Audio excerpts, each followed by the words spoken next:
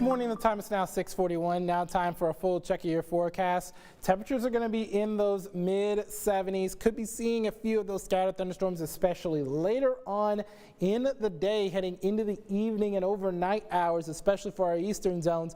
Now it's conditional, meaning the threat may end up not materializing because of that capping inversion in that upper level, but any storm that breaks the cap has the potential for some hail and some damaging winds. Now for tomorrow, we're going to only get to those lower 70s, and I say only because we're going to warm up quite nicely with that area of high pressure in place.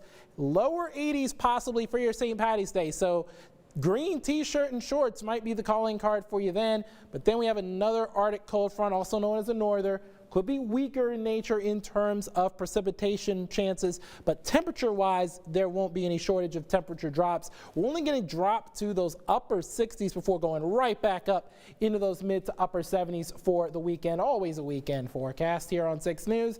And there is that flow of southerly air bringing in some of that warmer temperature and some of that moisture in coming off of that Gulf of Mexico as well.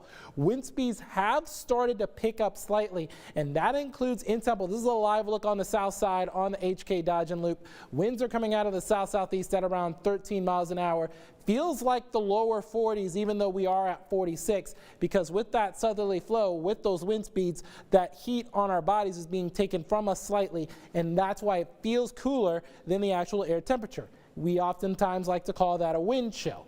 And then here is that severe weather threat I talked about. Here it is. It's mainly going to be in this yellow area and off toward the Piney Woods as well. But places like Corsicana up towards Hillsborough and back towards Centerville, Madisonville, and maybe Mejia and Groesbeck as well could have the best chances in central Texas for some damaging winds and hail. Now again, we do have that capping inversion, meaning a temperature inversion at the higher levels of the atmosphere that could block any storm formation, and there is that marginal risk as well for the rest of central Texas. So the threat for the rest of us is pretty much not even close to nil. It's still there, but it is a low chance whatsoever. Anyways, we're looking at around 9-10 o'clock for that line of thunderstorms making its way finally through central Texas out ahead of that cold front. And once that cold front drives through, that's when we're going to be seeing temperatures dropping to those upper 40s to lower 50s. In fact, I'm calling 51 officially for a low after those mid 70s for highs. Now here's another storyline.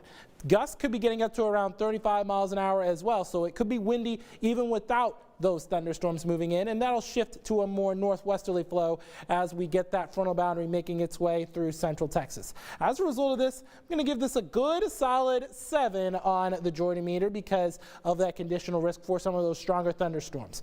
Taisha?